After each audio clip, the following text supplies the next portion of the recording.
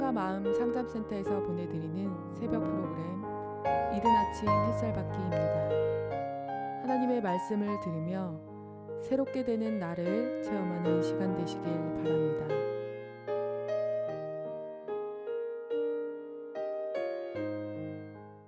사랑과 마음 상담센터에서 보내드리는 새벽 프로그램 이른 아침 햇살 받기 시간입니다. 우리는 믿음의 영적 현상을 살펴보고 있습니다. 내가 믿는 것은 행위를 가지고 교회에 다니는 또 교회에서 진행하는 프로그램에 참석하는 것, 이런 것들이 내 믿음의 현상일까요? 저는 지금 믿음의 영적 현상이라는 말을 썼습니다. 믿음은 영적인 것입니다. 하나님과의 만남은 영적인 것입니다. 우리는 하나님께 예배드리는 것이 영적 예배여야 됩니다. 영적 예배. 너희 몸을 거룩한 산 제물로 드리라. 이것이 너희가 드릴 영적 예배이라. 나의 몸을 산 제물로 드리게 되는 이런 의미들이 무엇일까요? 그냥 글자일까요? 이것은 영적인 얘기를 하는 것입니다. 영적인 얘기는 내 마음과 양심과 연관된 사건입니다. 자, 이런 생각을 하면서 이제 삶의 문제에 대해서 징계 사유가 무엇인지 몇 가지를 한번 뽑아봤고요. 지금 우리는 신앙의 문제 속에서 하나님께서 징계를 어떻게 하시는가 얘기를 하고 있습니다. 하나님께서 주시는 징계, 이것은 사랑의 표현이라 그랬죠. 하나님께서는 사랑하시는 자를 징계하신다. 따라서 하나님께 징계를 받지 않는 자는 사생아라고 했습니다. 아버지를 모르는 자라는 얘기죠.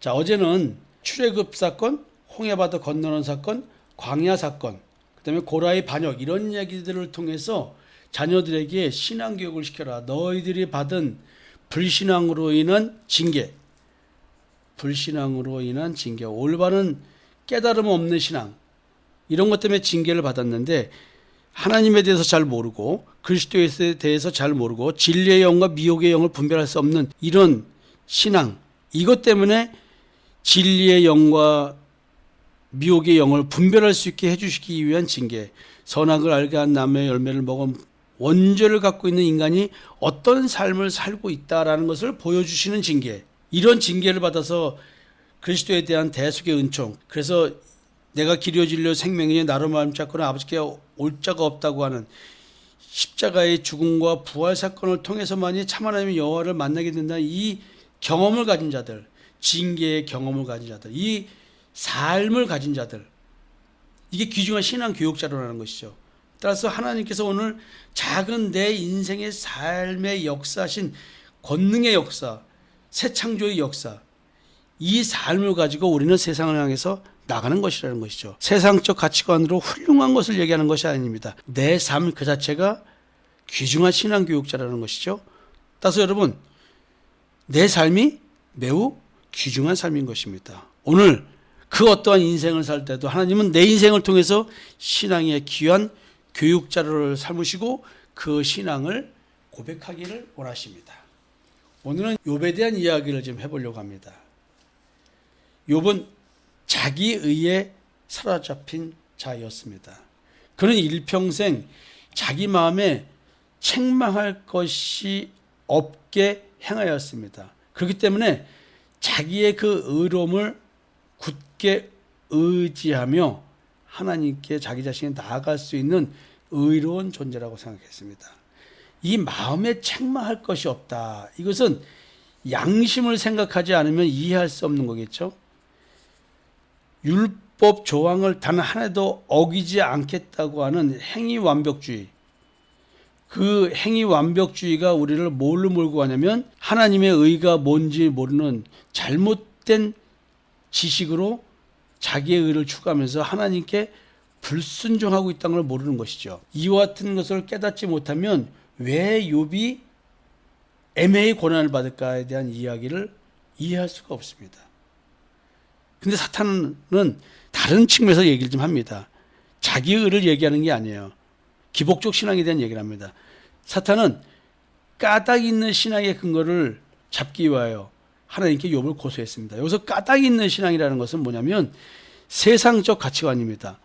세상적 가치관으로 볼 때 하나님께서 세상적 축복, 이 세상적 축복을 주니까 욥이 저렇게 율법을 잘 지키고 그리고 하나님을 잘 믿는 것처럼, 하나님을 잘 경배하는 것처럼 한다는 것이죠. 따라서 이 까닭, 남들보다 잘 믿어서 축복받는다고 생각하는, 또 하나님께서 이 축복을 많이 주시니까 잘 믿는, 닭이 먼저냐 계란이 먼저 말하기는 좀 그렇지만, 하여튼 이 까닭 있는 신앙, 하나님 자체를 믿는 그 믿음을 갖고 있는 것이 아니라 까닭이 있다는 거예요. 잘 믿는 까닭이 있다는 거예요. 율법을 잘 지키는 까닭이 있다는 거예요. 그렇지만 사실은 여러분들에게 설교를 한 2번 해드렸습니다. 이 욥기를 가지고 하나님이 보신 문제와 사단이 본 문제는 달랐습니다. 욥은 까닭 있는 신앙을 한 것도 맞는 것 같습니다. 자기 의를 추구하는 신앙도 한 것도 맞는 것 같습니다. 그런데 하나님은 지금 여기서 선택이라는 문제를 갖고 얘기를 하고 계십니다. 사단이 여호와께 대답하여 가로되 욥이 어찌 까닭 없이 하나님을 경외하리까, 이렇게 말을 해요. 사실은 여러분들이 기억할지 모르겠지만 욥기 40장 8절에 하나님이 이런 지적을 합니다. 네가 내 공의, 즉 심판이죠, 내 공의를 부인하려느냐, 네 의를 세우려고 나를 악하다 하겠느냐. 내가 하나님께 징계받을 이유가 없는데, 내가 율법을 어긴 적이 없는데 왜 하나님 나에게 이런 일을 겪게 하십니까? 내 삶에 어찌 이런 저주스러움이 닥쳤을까요? 지금 이걸 반문하고 있는 거예요. 난 잘못할 게 없다. 즉 인과응보적인 얘기를 하는 거예요. 근데요, 하나님은 지금 뭐냐면 너가 스스로 옳다고 하느냐? 이 자기의, 내가 내 스스로 옳담, 바울의 로마서 14장 20절에서 자기의 옳담으로 자기를 정죄하지 않는 자가 복이 있도다 그랬어요. 그러니까 욥은 자기 스스로가 마음에 책망할 것이 없는 신앙을 했어요. 자기 옳담 하는 대로 한 거예요. 근데 이 자기의가 하나님의 심판을 패하는 엄청난 죄임을 깨닫지 못했습니다. 하나님은 지금 사단이 욥을 치자고 했을 때 사단은 세상적 가치관을 가지고 얘기를 했고요. 까닭 있는 신앙을 얘기했고, 하나님이 치라고 한 것은 자기의 의를 치라고 한 겁니다. 이걸 깨닫게 해주기 위해서. 결국 욥은요, 어마어마한 징계를 겪습니다. 소중한 자산을 잃는데요, 자식 다 잃어버립니다. 물질 다 잃어버립니다. 그리고 결국은 하나님은 육신의 질병까지 허락하는데 생명은 가져가지 말라는 거예요. 죽이지는 마라. 생명을 살려줘라. 이게 글이니까 그런가 보다 하는데요, 이것이 내 삶이라고 생각해 보세요.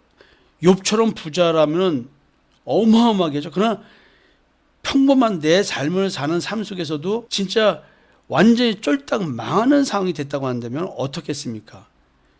아시아 최고의 부자가 알거지가 되고 세상 사람들에게 손가락질 받는 입장이 됐다?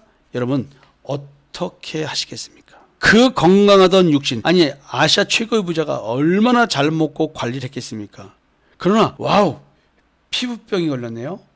너무나 가려워서 기와 조각으로 피부가 피가 나도록 팍팍 긁어야 그 가려움이 가시는 겁니다. 좀 있으면 또 가렵겠죠. 또 긁겠죠. 와우.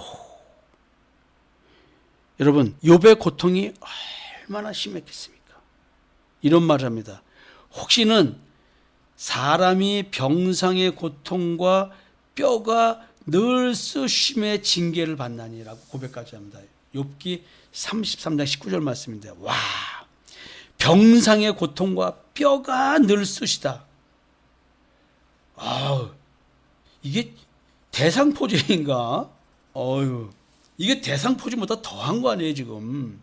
동방에서 위대한 사람인 욥이 하나님 입장에서는 자기의, 사탄 입장에서는 까닭 있는 신앙. 여러분, 우리는 어쩌면 이 두 가지 사이로 나의 잘못된 신앙이 평가받고, 그리고 사단은 까닭 있는 신앙, 이 땅의 가치관 때문에 신앙이 잘못됐다고 고소를 해서 나한테 징계를 받게 만들어내고, 또 하나님은 자기의를 가졌기 때문에 나를 징계하시고. 여러분들의 신앙은 어떠십니까? 자기의 의를 추구한 자를 하나님은 사탄을 통해서 고난을 집행하고 계십니다. 고난을 집행하시는 이 징계가 의미하는 것은 무엇일까요? 두 가지 내용을 한번 겹쳐볼까요? 자기의, 그 다음에 세상적 가치관에 대한 축복, 이 땅의 것에 소망을 두고 살아가는 삶을 하나님은 살지 못하게 하십니다. 바울의 고백을 보세요. 살 소망이 끊어졌다. 마음으로 하나님께 사형 선고를 받은 것 같다. 그 이유가 뭔지 기도해 보니까 너는 너 자신을 의지하지 마라. 너의 능력, 나의 힘, 나의 의지력, 뭐 이런 거, 너의 육신에서 나오는 것을 의지하지 마라. 하나님은 말씀하십니다. 바울이 깨달은 겁니다. 바울이 기도 응답 받은 겁니다. 왜 이러십니까? 너 자신을 의지하지 말고 죽은 자를 다시 살리시는 하나님만 의지해야 돼. 나만 의지해야 돼. 구원과 부활이라고 하는 데에 가치를 두고 그것만을 따라가야지 세상 삶을 가지고 따라가지 마라. 이 세상 삶은 너가 필요한 거 내가 다 알거든. 내가 너 필요에 따라 다 채워줄게. 이렇게 말씀하십니다.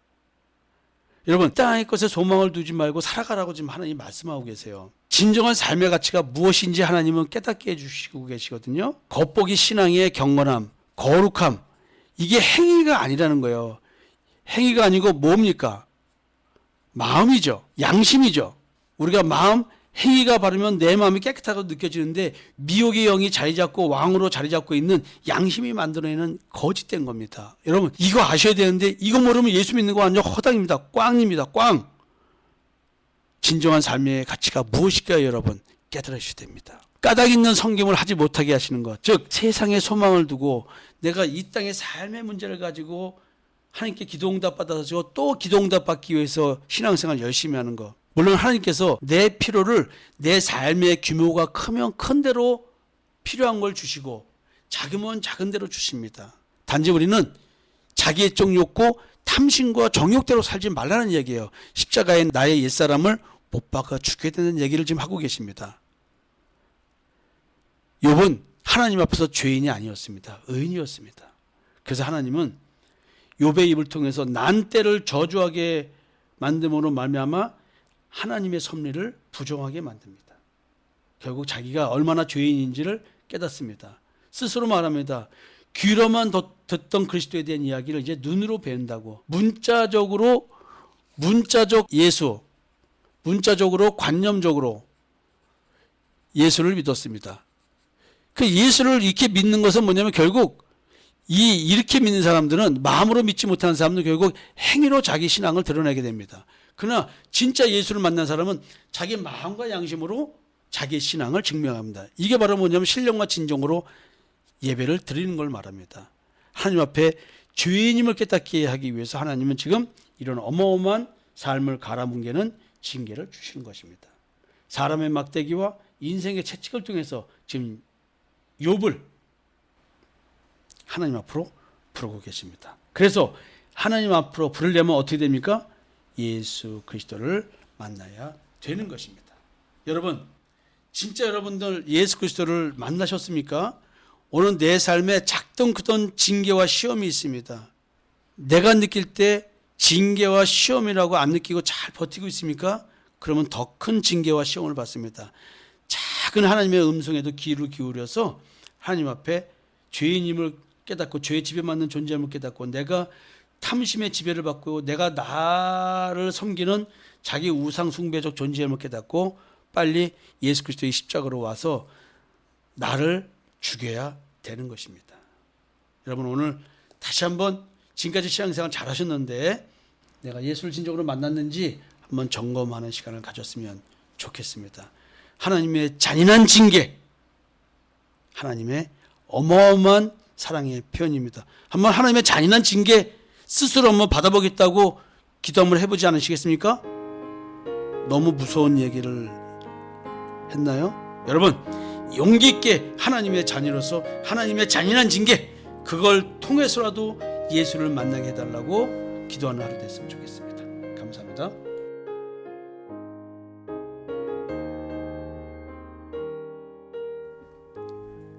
지금까지 사랑과 마음 상담센터에서 보내드리는 새벽 프로그램 이른 아침 햇살 받기였습니다.